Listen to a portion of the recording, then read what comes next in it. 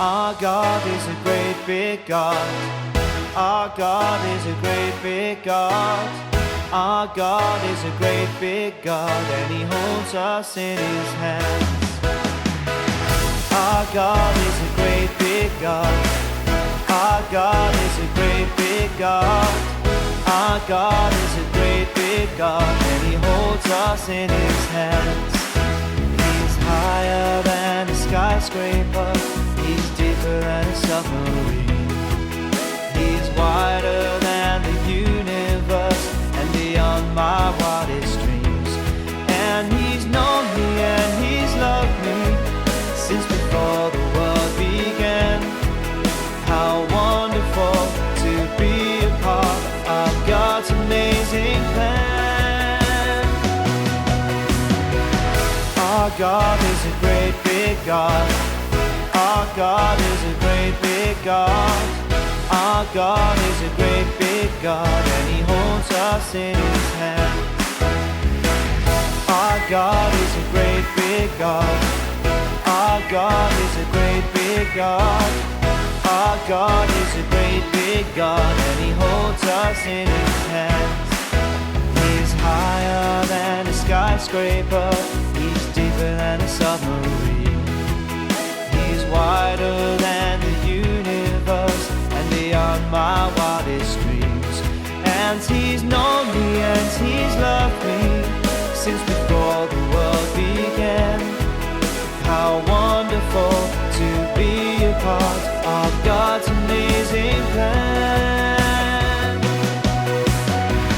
Our God is a great big God. Our God is a great big God. Our God is a great big God, and He holds us in His hands. Our God is a great big God. Our God is a great big God. Our God is a great big God, and He holds us in His hands. And He holds us in His hands. And He holds us in His hands. And He holds us in His hands.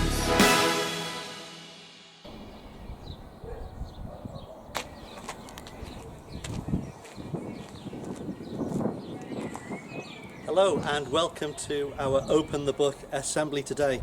I'm just come to the church, Fernal Heath Baptist Church, just to check on a couple of friends who are doing some decorating.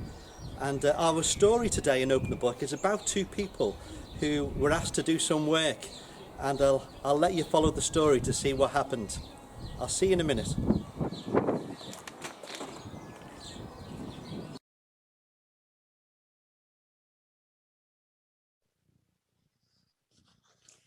As you know, we are all storytellers, and we love to come into your school to tell you stories from the Bible.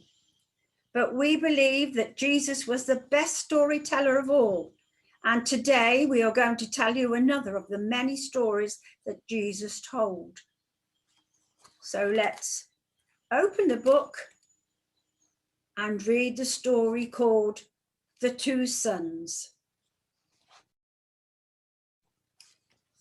When Jesus was telling his stories, there were often two different groups of people who gathered to listen.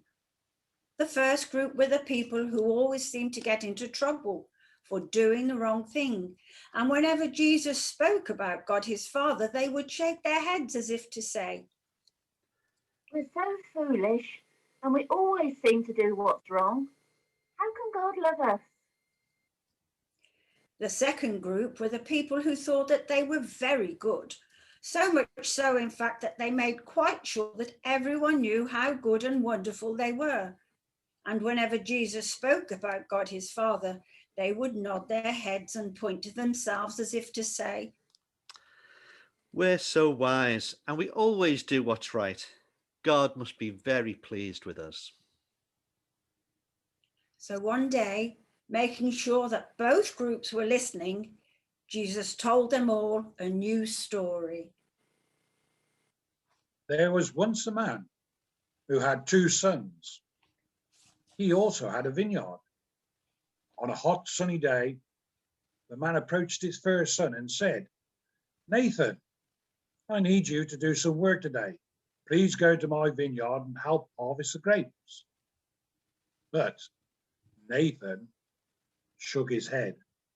No, Father, no way. I'm not going to the vineyard today. I want to play with my friends.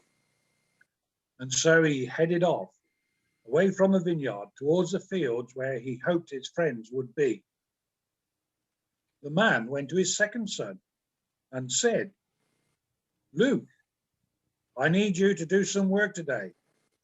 Please go to my vineyard and help harvest the grapes." And Luke nodded his head and pointed to himself. Yes, Father, of course I will. I'd love to go to the vineyard today. There's nothing more I'd like better. And he headed off towards the vineyard.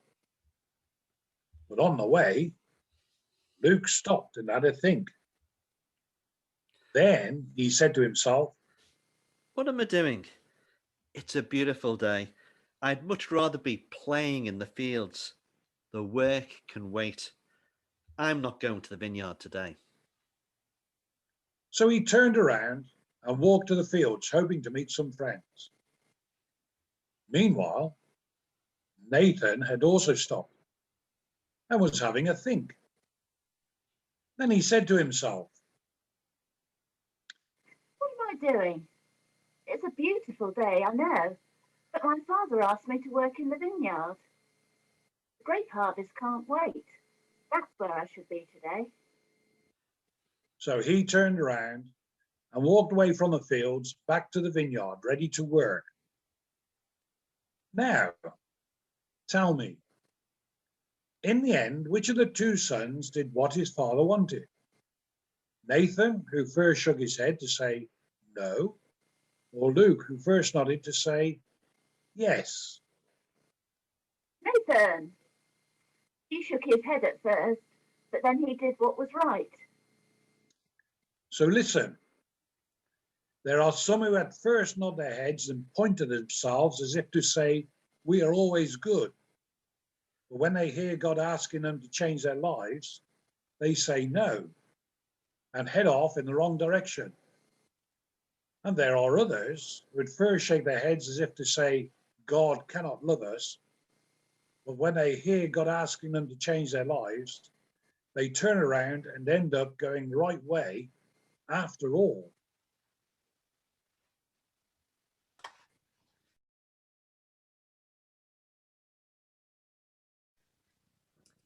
In this story, Jesus showed us that whether we think we are good or whether we think that we are bad isn't important.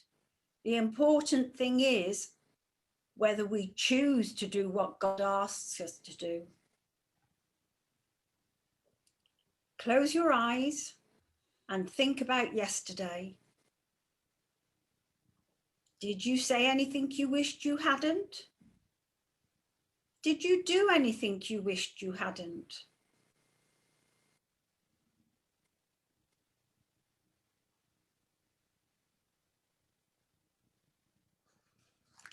Now I'm going to say a prayer, and if you want to make it your prayer, say Amen at the end after me. Dear God, help us to think about the things we say. Help us to think about the things we do. Help us to make the right choices today. Amen. Amen.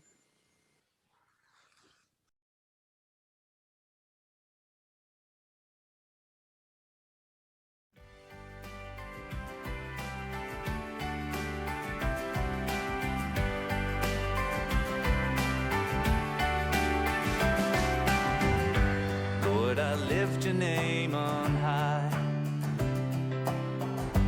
Lord, I love to sing your praises. I'm so glad you're in my life. I'm so glad you came to save us. You came from heaven to earth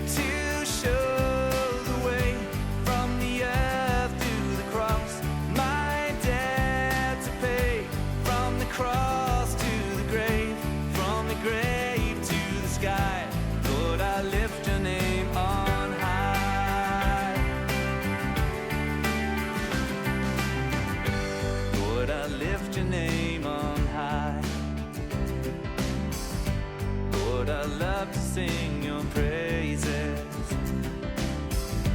I'm so glad you're in my life.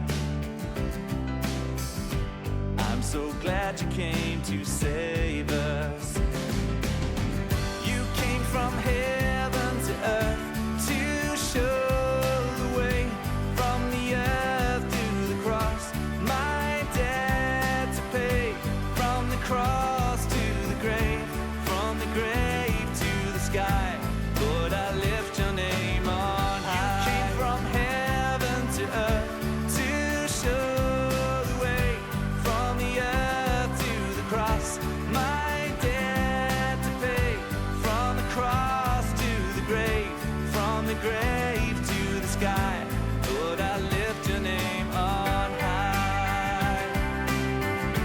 Lord, I lift your name on high. Lord, I lift your name on high.